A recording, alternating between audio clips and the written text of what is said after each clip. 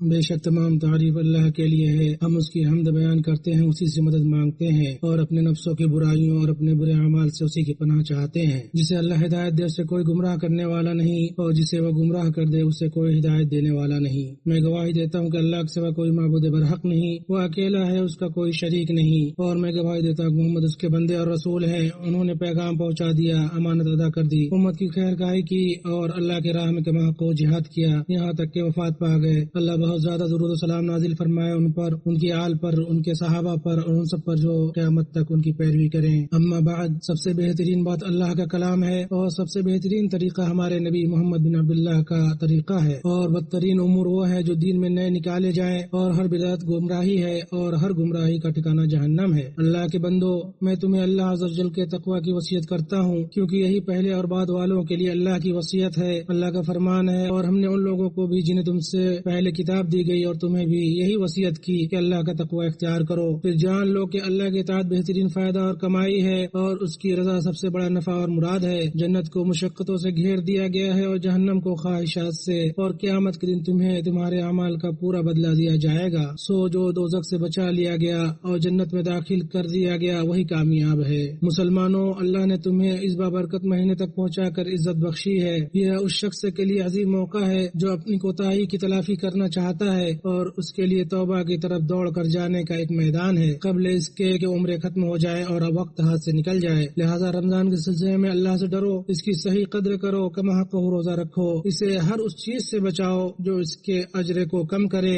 اور اس کے دنوں اور راتوں کو غنیمت جانو۔ اللہ کے بندو، رمضان کرم والا مہینہ اور عظیم موسم ہے، یہ برکتوں اور نوازشوں کے ساتھ آتا ہے، خیر اور سخاوت اس میں عام ہو جاتی ہے۔ لوگ اس مہینے میں نیکیوں میں ایک دوسرے سے آگے بڑھتے ہیں اور اطاعتوں میں سبقت لے جاتے ہیں۔ اس میں رحمت کے دروازے کھلے ہوتے ہیں اور اجر کئی گنا بڑھا دیا جاتا ہے۔ رمضان عبادت اور توبہ کا مہینہ ہے، اللہ کے تقرب اور اس کی طرف رجوع ہونے کا مہینہ ہے، جد و جہد اور محنت کا مہینہ ہے، نفس کے خلاف جہاد کا مہینہ ہے۔ رمضان توبہ، انابت، اخلاص، خشوع، سجدہ اور رکوع کا مہینہ ہے، یا روزے اور قیام کا مہینہ ہے، نیکی، احسان اور قرآن کی تلاوت کا مہینہ ہے۔ نبی صلی اللہ علیہ وسلم اپنے صحابہ کو اس کی آمد کی خوشخبری دیتے ہوئے فرماتے تھے، تمہارے پاس رمضان آیا ہے، یہ ایک بابرکت مہینہ ہے، اللہ عز و جل نے تم پر اس کے روزے فرض کیے ہیں، اس میں جنت کے دروازے کھول دیے جاتے ہیں، جہنم کے دروازے بند کر دیے جاتے ہیں، سرکش شیاطین کو جکڑ دیا جاتا ہے، اس میں ایک رات ہے جو 1000 مہینوں سے بہتر ہے، جو اس کی خیر سے محروم رہا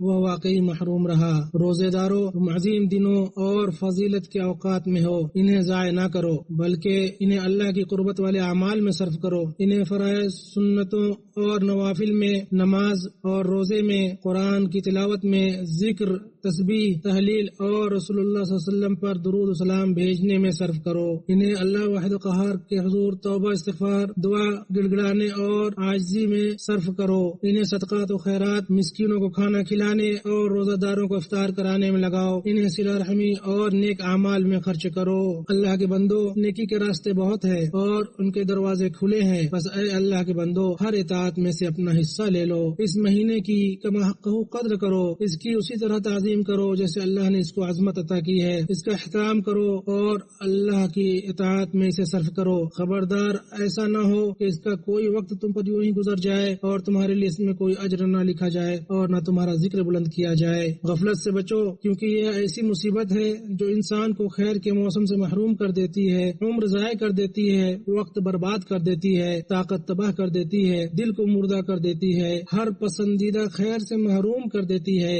اور ہر مقصد سے روک دیتی ہے۔ عبداللہ ابن مسعود رضی اللہ عنہ سے روایت ہے کہ رسول اللہ صلی اللہ علیہ وسلم نے فرمایا، قیامت کے دن بندے کے قدم نہیں ہٹیں گے جب تک کہ اس سے اس کی عمر کے بارے میں نہ پوچھ لیا جائے کہ اس سے کس میں گزارا، اور اس کی جوانی کے بارے میں کہ اسے کس میں کھپایا۔ اللہ تم پر رحم کرے، نیکیوں کی طرف جلدی کرو، بھلائی میں سبقت کرو اور نیک اعمال میں آگے بڑھو، اس سے پہلے کہ عمل کا موقع ختم ہو جائے۔ تم میں سے کوئی نہیں جانتا کہ کیا اسے آئندہ رمضان دوبارہ موقع ملے گا یا نہیں ملے گا، اور کیا عمر میں مزید مہلت ہے یا نہیں، لہذا اعمال میں جلدی کرو، اور تمہاری زبان حال یہ کہے، اور میں نے تیری طرف جلدی کی اے میرے رب، تاکہ تو راضی ہو جائے۔ جو اللہ سے ایک بالشت قریب قریب ہوتا ہے اللہ اس سے ایک ہاتھ قریب ہوتا ہے، جو اللہ سے ایک ہاتھ قریب ہوتا ہے وہ اس سے ایک بازو قریب ہوتا ہے، اور جو اللہ کی طرف چل کر آتا ہے اللہ اس کی طرف تیزی سے آتا ہے۔ اعوذ باللہ من الشیطان الرجیم۔ اپنے رب کی مغفرت اور اس جنت کی طرف سبقت کرو جس کی وسعت آسمانوں اور زمین کی وسعت جیسی ہے، جو ان لوگوں کے لیے تیار کی گئی ہے جو اللہ اور اس کے رسولوں پر ایمان لائے۔ یہ اللہ کا فضل ہے، وہ اسے جسے چاہے عطا کرے، اور اللہ بڑے فضل والا ہے۔ اللہ مجھے اور آپ کو قرآن عظیم میں برکت دے اور اس کی آیات اور حکمت بھری نصیحتوں سے فائدہ پہنچائے۔ میں وہ بات کہہ رہا ہوں جو آپ سن رہے ہیں، اور میں اپنے لیے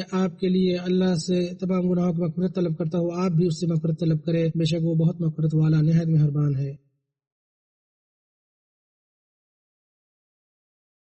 تمام تعریف اللہ کے لیے جس نے ہمیں ایمان کی ہدایت دی اور اپنے فضل سے رمضان کے مہینے تک پہنچایا، اور اپنی اطاعت اور ذکر کے ذریعے دلوں کی وحشت کو انسیت میں بدل دیا، اور بعض زمانوں اور اوقات کو فضیلت دی اور انہیں مختلف قربتوں اور عبادات کے ساتھ مختص کیا۔ میں اللہ کی عظمت و بزرگی بیان کرتے ہوئے گواہی دیتا ہوں کہ اللہ کے سوا کوئی معبود برحق نہیں، وہ اکیلا ہے، اس کا کوئی شریک نہیں، اور میں گواہی دیتا ہوں کہ محمد اس کے بندے اور رسول ہیں، اور وہ پیشوائی اور رہنمائی کے لیے کافی ہیں۔ اللہ تا قیامت ان پر، ان کے آل و اصحاب پر بہت زیادہ درود و سلام نازل فرمائے۔ لوگوں، نیک اعمال اللہ کے تقرب کا وسیلہ ہیں، لہذا جیسے تم انہیں ادا کرنے کی کوشش کرتے ہو ویسے ہی ان کی قبولیت کی فکر کرو۔ کتنے ہی اعمال یوں ہی ضائع ہو گئے اور کتنی ہی محنت رائے گا چلی گئی، اور اللہ صرف متقیوں سے قبول کرتا ہے۔ عائشہ رضی اللہ عنہا فرماتی ہیں کہ میں نے رسول اللہ صلی اللہ علیہ وسلم سے اس آیت کے بارے میں پوچھا، اور وہ لوگ جو دیتے ہیں، جو کچھ دیتے ہیں اور ان کے دل ڈرے ہوئے ہوتے ہیں کہ وہ اپنے رب کی طرف لوٹنے والے ہیں۔ میں نے پوچھا کیا یہ وہ لوگ ہیں جو شراب پیتے اور چوری کرتے ہیں؟ تو رسول اللہ صلی اللہ علیہ وسلم نے فرمایا نہیں اے صدیق کی بیٹی، بلکہ یہ وہ لوگ ہیں جو روزہ رکھتے ہیں، نماز پڑھتے ہیں اور صدقہ و خیرات کرتے ہیں، اور انہیں ڈر ہوتا ہے کہ کہیں ان سے قبول نہ کیا جائے۔ اللہ کے بندو، عمل کی قبولیت اسے اچھے طریقے سے ادا کرنے اور سنت کی پیروی کرنے پر موقوف ہے۔ عائشہ رضی اللہ عنہ سے روایت ہے کہ رسول صلی اللہ علیہ وسلم نے فرمایا جس نے ایسا عمل کیا جس پر ہمارا حکم نہیں تو وہ مردود ہے۔ لہذا اپنے اعمال میں اللہ سے ڈرو، کیونکہ اللہ تمہاری صورتوں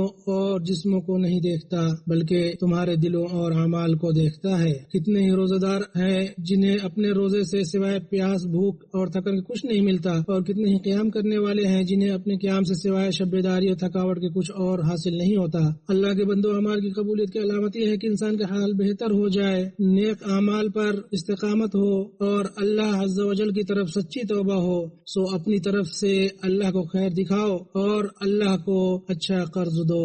اللہ کا فرمان ہے اور جو نیکی تم اپنے لیے آگے بھیجو گے اسے اللہ تعالیٰ کے ہاں بہتر سے بہتر اور ثواب میں بہت زیادہ پاؤ گے۔ اللہ تعالیٰ سے معافی مانگتے رہو، یقیناً اللہ تعالیٰ بخشنے والا مہربان ہے۔ اے اللہ، ہمیں ان کاموں کی توفیق دے جنہیں تو پسند کرتا ہے اور جن سے تو راضی ہو۔ ہمارے اعمال قبول فرما اور ہمیں ان لوگوں میں شامل فرما جو بات کو کان لگا کر سنتے ہیں کہ جو بہترین بات ہو اس کا اتباع کرتے ہیں۔ یہی ہے جنہیں اللہ تعالیٰ نے ہدایت کی ہے اور یہی عقل مند بھی ہیں۔ اے اللہ، ہمیں اپنے اطاعت میں لگا دے، ہمیں اپنے اوقات کو تیری عبادت میں صرف کرنے کی توفیق دے، ہماری عمروں میں برکت دے اور ہمیں صحت اور عافیت عطا فرما۔ اے رب العالمین، اے اللہ تو معاف کرنے والا کریم ہے اور معاف کرنا پسند کرتا ہے، بس ہمیں معاف فرما۔ اے اللہ، ہمارے گناہ بخش دے، ہماری لغزشیں معاف فرما، ہماری پردہ پوشی فرما، ہماری پریشانیاں دور کر دے، ہماری تکلیفیں ختم کر دے اور ہمیں اپنی حفاظت اور نگہبانی میں رکھ۔ اے اللہ، ایمان کو ہمارے دلوں میں محبوب بنا دے اور اسے ہمارے دلوں میں مزین کر دے، اور کفر، فسق اور نافرمانی کو ہمارے لیے ناپسندیدہ بنا دے اور ہمیں نیک کاروں میں شامل فرما۔ اے دلوں کو پھیرنے والے، ہمارے دلوں کو